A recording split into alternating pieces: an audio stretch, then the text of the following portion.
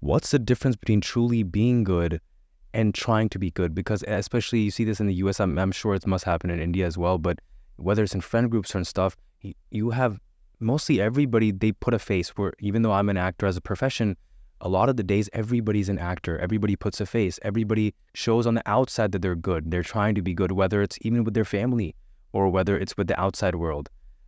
What's the difference? And do you believe that if someone is trying to be good just for other people to see that they're good, will that eventually ever lead them to actually being able to do good actions? Does fake it till you make it, will that ever work? Or does the intention matter?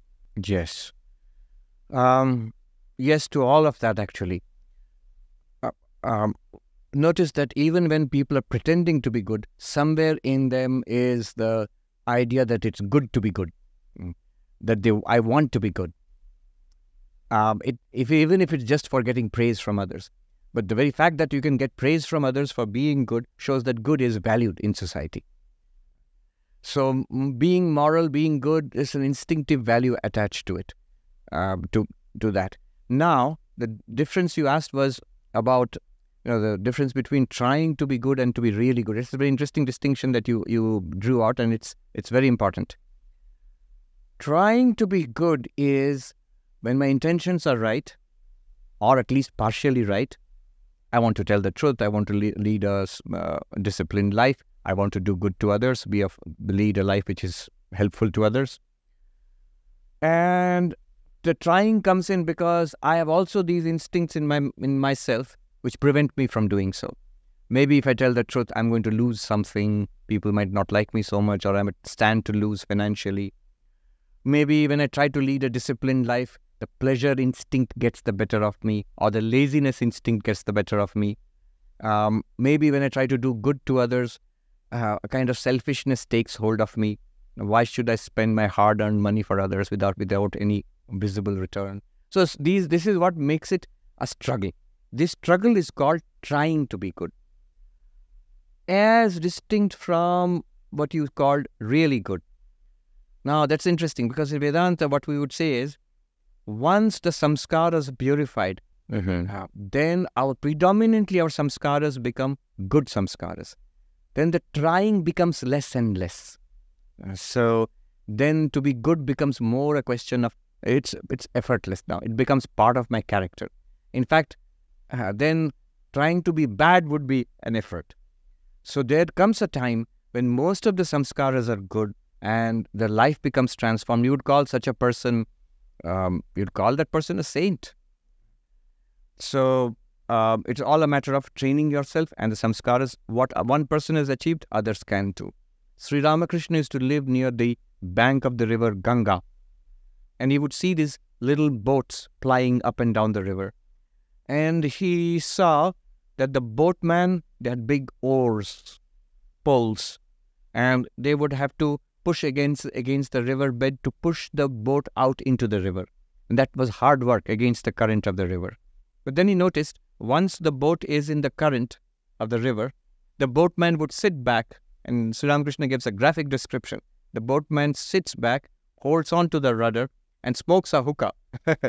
So that means he's merrily floating along. So there is a phase of struggle, and once you are in the midstream, you can just hold on to the rudder and guide the boat along the way you want to go. The effort is much less then, which means in the initial years, you are changing your samskaras by working very hard, and once the samskaras are changed, things go more in our favor. And then others might think, how is this person doing it? I mean, I used to think, how are the senior swamis rising so early in the morning and meditating for hours? I feel so sleepy. It's habit. It's a change of samskara. You do it, you'll be like that in no time at all. It seems to take years, but afterwards when you look back, it just got transformed soon. And there's this Zen story which I like of a monk who went to learn from a Zen master, meditation. Okay. And the Zen master said, you have to purify your mind and so on and so forth. After some time, the student came back and said, it's hopeless. Whenever I sit, my mind is full of bad thoughts. And the master said, you have to try and do this. Here is 2 heaps of very polished white stones and black stones, little pebbles. And whenever a unwanted thought comes into your mind, take up a black stone and put it in this bowl. And when the thought that you're holding on to, or the attitude that you're trying to cultivate, noble thought comes into your mind, take the white stone and put it in that bowl and meditate like this. So the initial days, the monks saw at the end of the day, the meditation, the bowl was mostly full of black stones, a few white stones here and there. But over time it changed until several months later, he was beginning to see many more white stones there and fewer black stones. So the samskaras are changing. One more point regarding this.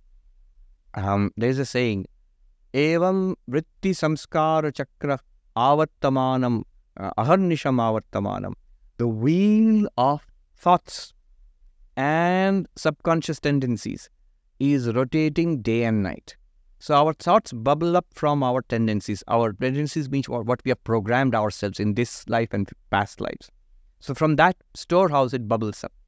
Our thoughts in the mind, our reactions to the world, they're all conditioned by our past lives and this life also. But those tendencies are beyond our reach because we are not able to access it. What we can access right now are our present thoughts. Whatever I feel now, whatever I can think now, at the most what I can remember, those things we can access. Now, to change the tendencies, you can't go directly down into your subconscious and change them directly. What you can do is, whatever is bubbling up in the mind, notice it dies down, it goes back to those tendencies again. If we hold on, if we let those thoughts proliferate in the mind, those existing tendencies will be strengthened. However, if you deliberately, through spiritual practice, when these thoughts are coming up and we are aware, that requires meditation and quietness. We are aware of what kind of thoughts are coming up and we deliberately replace them with positive thoughts. It could be the mantra. It could be just the opposite. A thought of anger can be replaced by a thought of peace. A thought of restlessness can be replaced by a thought of calmness and serenity, like that. If you keep deliberately doing that, and that takes effort, but whatever you replace, that one will go back into your subconscious and slowly change the storehouse of samskaras over a long period of time. It's not easy. But then we will ourselves see noble, positive, peaceful, joyous thoughts bubbling up from within. Then you are in the middle of the stream. Then it will, the boat will go merrily on its own without too much of hard work, Last point. Sri Ramakrishna also says that he notices how these boats go into the midstream and then they raise a little sail. Even now you can see on the Ganga in front of the Dakshineshwar Kali temple or Belur Mutt. So a little sail, cloth sail they raise and it catches the wind. The wind is already there, catches the wind and it moves much faster than you would be able to row. And you don't have to do anything, you just relax. That wind is the grace of God. What we would have been able to achieve maybe if we really tried for months and years, that wind does it for us. But for that we have to surrender to God. So grace of God is also necessary. Yes. Wow, it's so beautifully put. I wanted to change the gears of the conversation a little bit. I think you mentioned before that you like to say the form of AI as Advaita intelligence. Yeah, somebody told me, yes, in Bhopal, a gentleman said AI could stand for Advaitic intelligence. Oh, that's wonderful. Yeah. I never thought of that. No, I remember that. And I wanted to ask you, because it's everybody's talking about artificial intelligence, but more importantly, they're talking about consciousness. They're saying that, can artificial intelligence can ever become conscious? And I think I saw a documentary where some people in Japan, they have a totally different understanding of what consciousness is. And they say the consciousness is connected to the body, which obviously is very different from Advaita, Vedanta, and everything. But I wanted to ask you, do you believe it's at all possible for artificial intelligence to ever become conscious? Advaitic intelligence and AI. But it's not as silly as it sounds, because there's this a weird connection. Somebody told me the person behind OpenAI, Sam Altman, somebody asked Sam Altman, tell us something that you believe in which we don't know. And he said, Atman is Brahman. Yeah, it's apparently it's on his X feed or something like that. Anyway, that's what I heard. So there is actually this connection. It seems he's very interested in Vedanta. Yeah.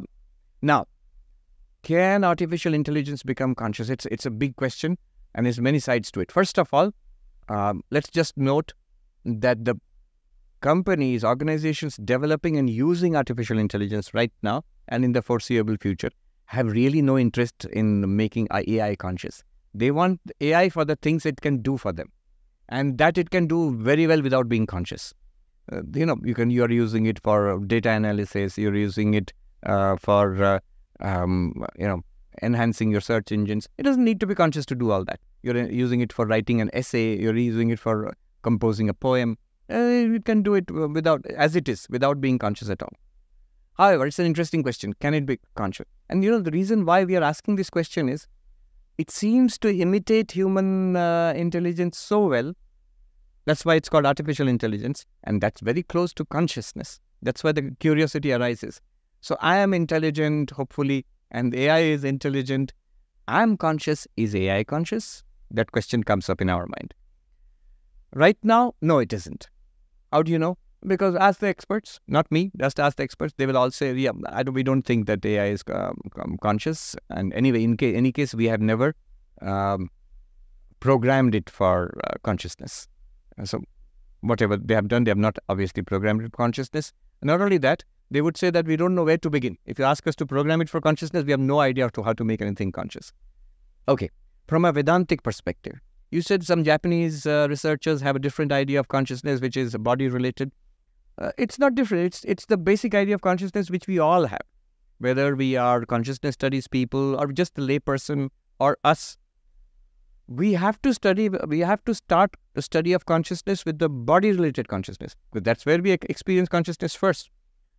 When you talk about Vedanta and all that, most people will say, look, I understand the consciousness which is part of body and mind. I am conscious. Yes, who will deny that they are conscious? Not conscious. Who will deny that they are conscious?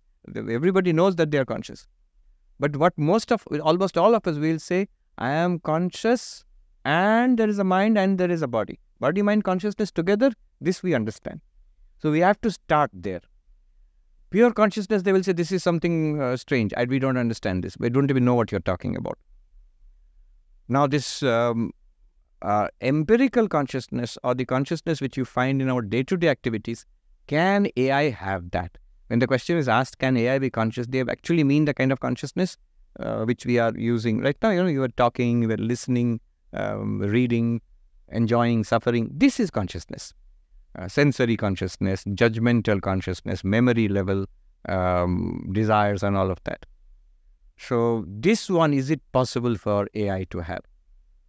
From a Vedantic perspective, the answer is, first answer would be no, but then there would be a considered yes, possibly in the future, in principle.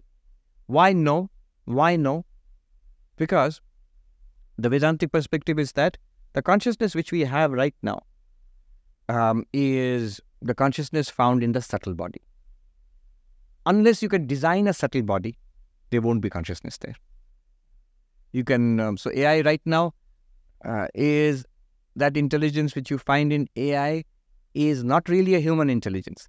It's a good imitation of human intelligence, but the processes going on in that AI, in the computer, in the algorithms, is very different from the biological processes going on in the mind. Yeah. There may be some distant mapping, but actually the processes are quite different. Vedanta says consciousness is everywhere in the sense of Brahman. But you need a reflector, a medium which will catch that consciousness and make it transactional. Such a reflector is our subtle body, our minds. Somebody asked me a few days ago, one question I can't understand is that, I don't understand the answer to that, is that if consciousness is everywhere, then it should be there in a dead body. Then what is it that has left the dead body? Brahman is everywhere, and Brahman is consciousness. It should be there in this table and chair. And if a person dies, the dead body should also have consciousness. Yes. So Brahman is everywhere, and the dead body also. Brahman is there also, as existence itself. After all, the dead body does exist. So the existence there is borrowed from Brahman. But the consciousness there is not evident because the subtle body has left. That's the definition of death in Vedanta. If the subtle body leaves the physical body, that's called death. In Vedanta, I think most Indian religions would put it that way. We say in Hindi, wo chale gaye. Wo chale gaye means the one has left death. Kya chala gaya? What left? It's a subtle body which has left. The subtle body catches the reflection of consciousness, and that's what we feel as this empirical consciousness. When you see the Japanese researchers are talking about consciousness related to the body, Vedanta would say, yes, they're talking about the consciousness which they are experiencing, which is the reflected consciousness which is experienced in the mind. Unless you can design such a subtle body, unless you can design such a mind, there won't be reflected consciousness, and there won't be the kind of consciousness people are interested in. AI will not become conscious. This is the answer. All this is explanation of no, why AI cannot become conscious according to Vedanta. Now I said considered, yes, in principle it is possible. Why? A person might ask, all right, wait a minute. This subtle body, what's it made of? So suppose I have to make a subtle body in order to reflect consciousness. Now what's it made of? According to Vedanta, even the subtle body is made of matter. Physical body is made of matter, subtle body is made of matter. Sukshma, subtle matter, we call it Sukshma Tanmatras. Tanmatras are Sukshma Panchabhuta. Sukshma Panchabhuta means the subtle forms of the 5 elements of earth, space, water, air, and so on. That's the ancient cosmology. But the point to be taken from here is that subtle bodies are also matter. If subtle bodies are matter, if physical body is matter, then a scientist working with matter one day might be able to understand how a subtle body is made and how it functions, and might be able to make an artificial subtle body. Now, if consciousness is everywhere, that artificial subtle body should be able to reflect consciousness by your own Vedantic logic. And I have to say, yes, in principle, it might be possible sometime in the future, but it would require drastic improvements in changes in physics, for example. Oh, wow. Our understanding of matter has to change in that case. Now that we talked about physics, by any chance, have you ever read the Chinese novel Three-Body Problem? I've heard about it, and they have made a television serial about it also recently. The Chinese science fiction writer, yes. Yeah, and not just that, but like even Matrix and Inception, there's so many movies out there and shows out there that kind of, and if you search online about it, they're like, oh, they've taken this from Vedanta. A lot of these philosophies, a lot of these technicalities, it's not like American or West kind of philosophy. It's very much towards the India, towards the East. Could you elaborate a little bit on that? Yes, whether consciously or unconsciously, these ideas have percolated from the East to the West, and it's not a new thing. It's been happening since the time of the Greek civilization.